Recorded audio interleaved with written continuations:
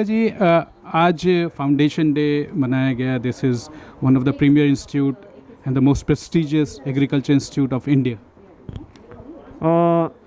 I should speak in English.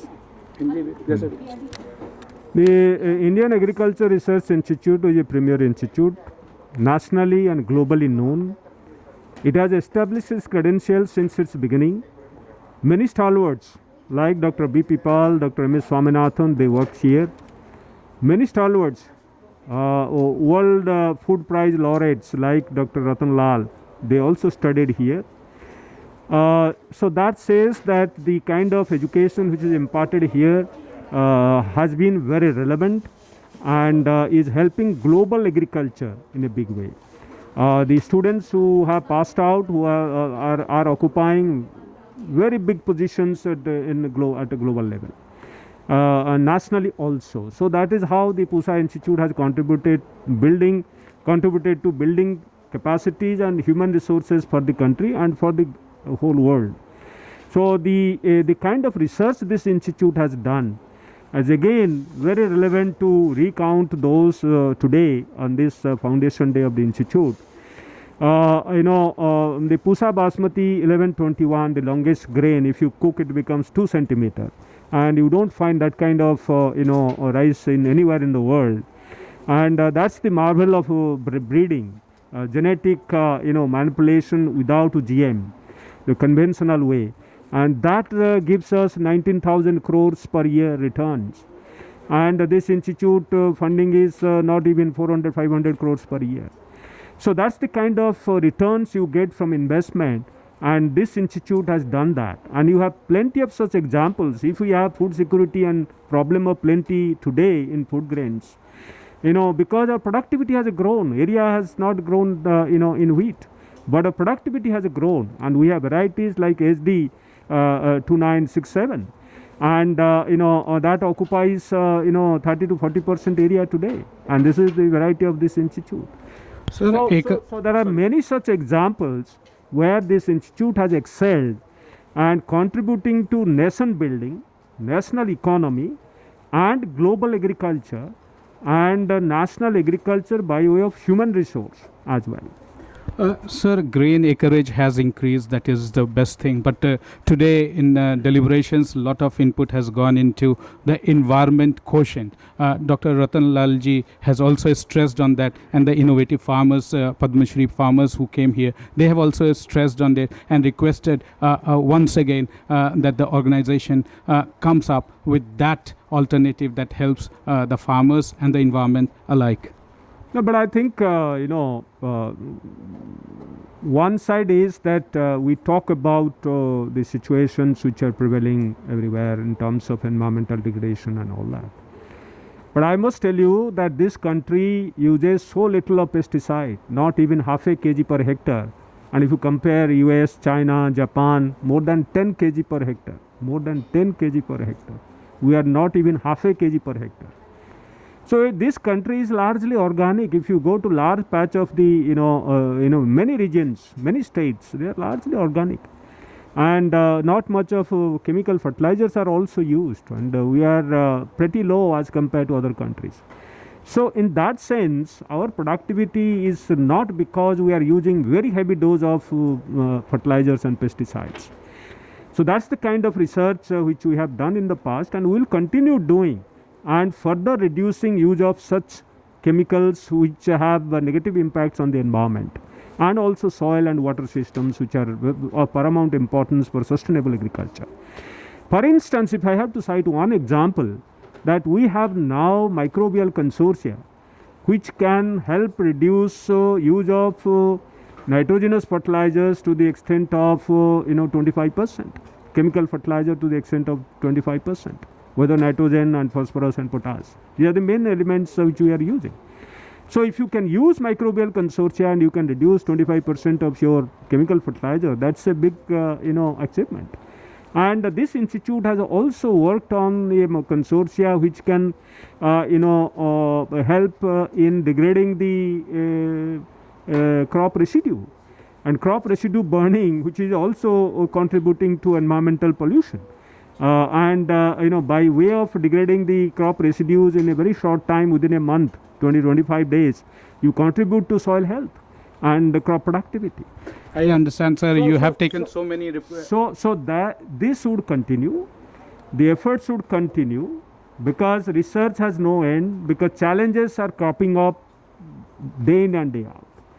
Climate change is there. You can't. We haven't been able to arrest it. So this process would continue. Newer races of pathogens, diseases like COVID are coming. So you have to continue addressing those. Water and rainfall and all that is becoming so irregular. So water availability is getting reduced. So that we have to address. So these challenges would continue, and we will continue working with farmers. See, farmers have their own experience, and we are working with farmers. I can tell you, we are reaching, in a year, more than 5 crore farmers. More than 5 crore farmers the Indian Council of Agriculture Research is able to reach, and provide them all the information which is required in terms of advisories. 5.5 crore farmers we are reaching. Multiple times, not just once. For everything that we would like to advise and then send information, we are sending. And similarly, training farmers, including women farmers, 15 lakh farmers we are training in a year. And we continue doing that every year. So this is a big kind of program which is going on, and that's the reason why country's agriculture is flourishing. Country, whether it is horticulture production, whether it is milk production, whether it is fish production, whether it is food grain production, is flourishing. Growth in pulses production, which we are importing so much, more than 5%. So growth rate in pulses is 5%, and that's something which is remarkable. And the import is reduced by 50%. So the effort is also being initiated in case of oilseeds, where we are lagging behind. So that is one core area for concern, and we should be delivering more on that. Sir, it is most important that organic farming is one of the future for the agriculture to see. You have, I know you all have worked on crop residue and burning of crop residue. You have tried to check it, put it into perspective for the whole of India. Madhya Pradesh is one of the states that is turning out to be becoming the food bowl, because the new agreeable land has come up, new agreeable area that has come up, and that is in lakhs of hectares that has come up. What is your opinion about that, and how is Madhya Pradesh shaping up?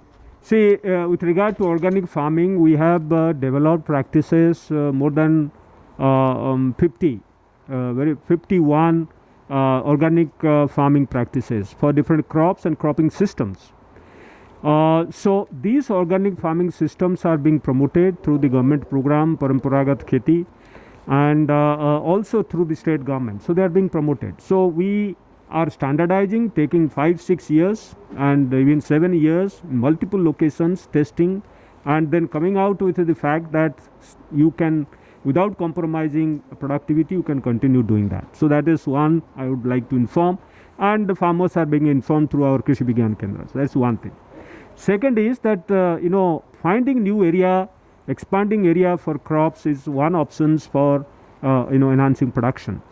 So if we have opportunity to get new area in terms of wastelands getting converted to agricultural lands, or multiple use of the same land by way of having more cropping intensity, that's also another. And there are areas where land is remaining fallow. For instance, rice fallow, which is very famous in this country, that after rice there is no crop. So cropping intensity can be increased if you have water available. So water harvesting and use of water appropriately would help in enhancing cropping intensity.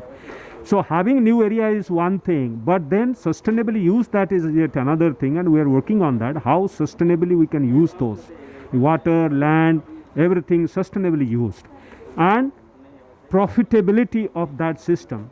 So diversification of the system in terms of crops and commodities, not only just crops, even horticulture and animal husbandry and fishery. So all taken together, whatever feasible wherever. So as per the requirements of the area, as per the kind of possibility which is existing. So to summarize, that there is it's welcome If we find alternative area, more area for crops and commodities, it's always welcome. But we have to use that sustainably and using appropriate technologies so that we harness the benefit of the technology, and at the same time there is no degradation of the environment. Sir, one last question. Our Prime Minister has been saying about doubling of farmers' income, and he has given a deadline as well. How far are we, or how close are we to that effect? First of all, by way of giving this call, Honorable Prime Minister has brought a paradigm shift in the thinking process of the whole country. Even global level, that from production-centric approach to income-centric approach, that's a big shift in our whole approach to agriculture. So that's the first point I would like to say. Second, by setting a target in terms of the timeline, he has also asked everybody concerned to put in efforts to deliver. That's the second important point I would like to say. And in that direction, many things are happening. So I'll not really summarize all those, but there are many efforts which are directed towards doubling farmers' income.